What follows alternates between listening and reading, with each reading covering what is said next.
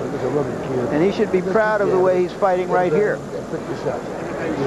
That patch, incidentally, is on Pernell Whitaker's shorts. You heard him say in the pre-fight profile that he's fighting for our troops in the Gulf, many of whom he knows because they work out in the gym with him in Norfolk, Virginia. In fact, he has one close friend who is among the handful of prisoners of war being held in Iraq. He was taken as a prisoner early in the war. And Pernell's thoughts are constantly with that young man. Military intelligence has requested that we do not use his name.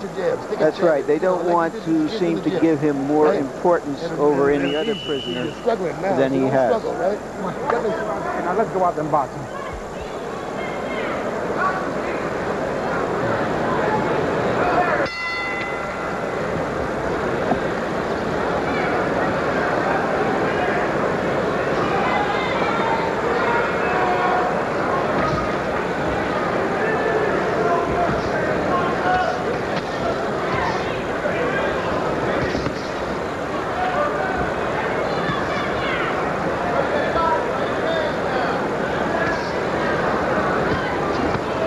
Straight right by Jones. Right on the chin of Whitaker.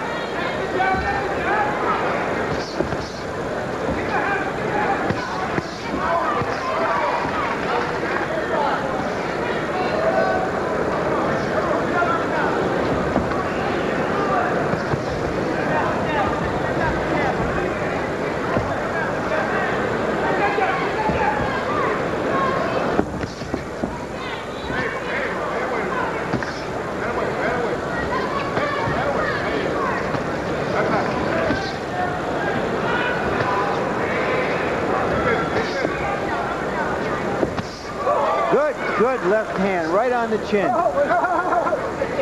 Pernell has landed that overhand left about 5 times now. Sets it up with the swift jab. Or has led with it a couple times.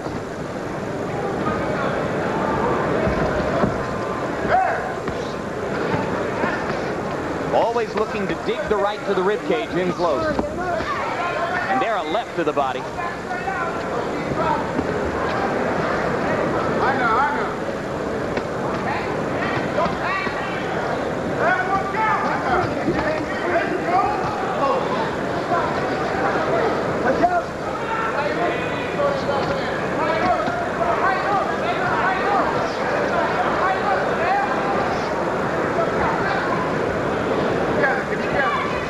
Jones fighting almost exclusively out of the southpaw stance in this fight.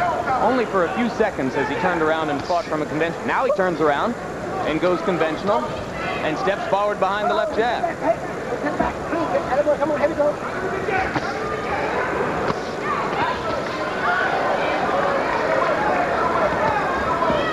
The last time a late substitute defeated a champion, Bone Crusher Smith, against Tim Witherspoon.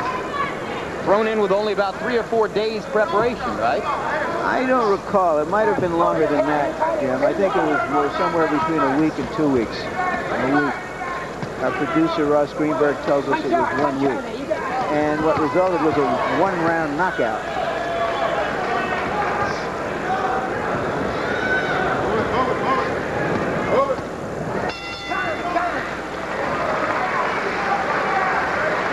Whitaker is winning these rounds, but it's no walk in the park. Just take your time, just like you're doing. That's boxing. Huh?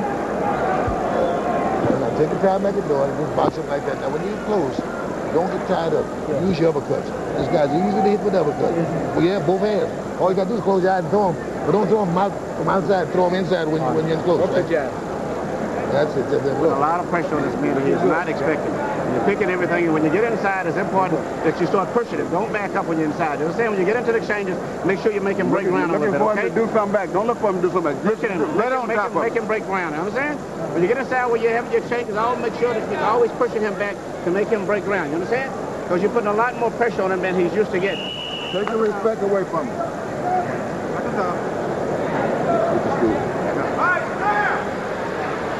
Emmanuel Stewart insisted to us that he believed, in terms of style, this was a favorable matchup for Anthony Jones.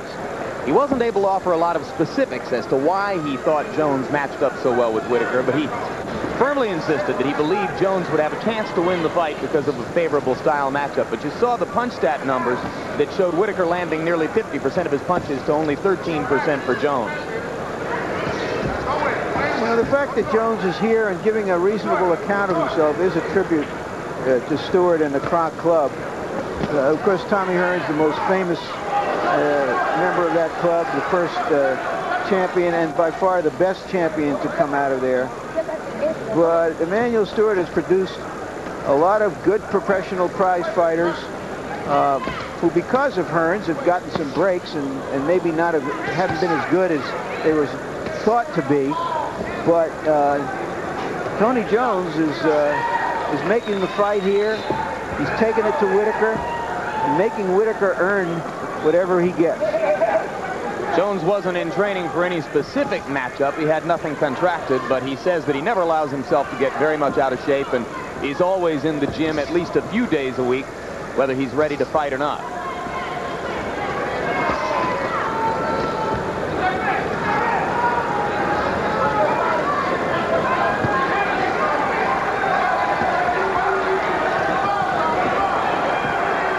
Whitaker took a right and gave a couple of good lefts.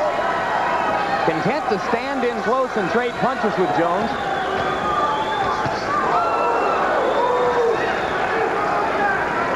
He's put some heavy stuff on Jones, and Jones isn't going anywhere yet.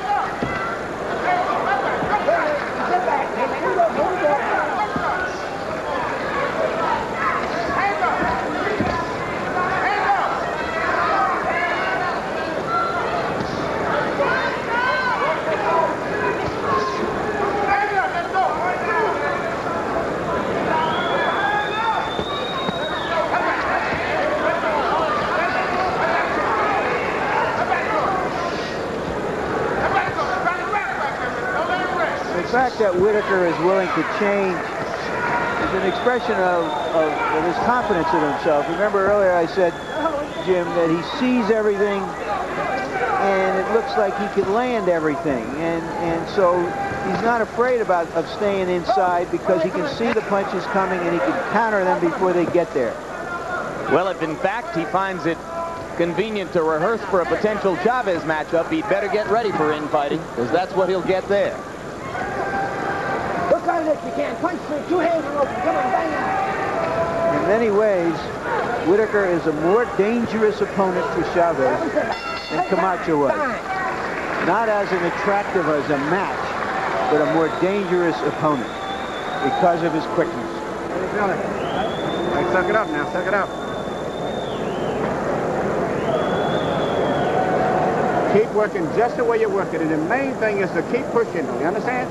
Very important that you push him. Push him inside. The weight on that. That's when your man don't get the left, get his best shots off. Harold Letterman, how do you see the first 4 rounds? Larry, 4 rounds to nothing, 40-36, favor Pernell Whitaker. He keeps landing those good straight left hands to the body. He keeps coming underneath with a real good straight left hand. You know, I keep talking about the 4 points of which we score. I always talk about defense. Watch Pernell Whitaker keep his hands up high, his elbows in tight. He picks up a lot of shots on the gloves and the elbows. Give him credit for defense. And let's see, now a good roundhouse left. Wasn't that short, sharp punch that gets a knockout, but it did get Jones' attention.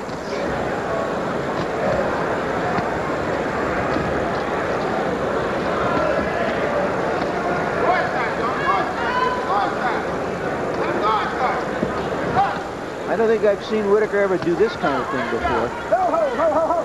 I don't think so either. Come on.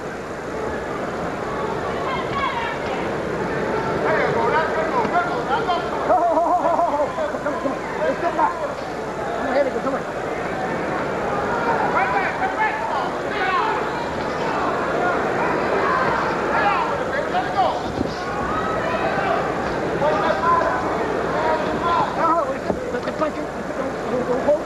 But I think you're right, Larry. I think his willingness to stand in close like that is a mark of the constantly growing confidence which has been manifested throughout his career.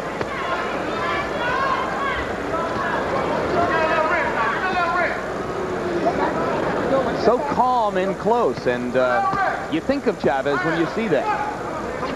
It's unusual. It's sort of like an antelope deciding he's so quick that he can stand right in front of the lion and make the lion miss. And we are joined now at ringside by one of Pernell's closest friends and training partners, the undisputed heavyweight champion of the world, Evander Holyfield. And Evander, what about the more flat-footed style that Pernell seems to exhibit now as opposed to a couple of years ago? By design? Well, I think right now, I think Pernell ain't really fighting his fight. He's a very technical fighter, and now that he is stronger, he seems to go flat-footed, but he's knocking guys out and getting the people what they're looking for.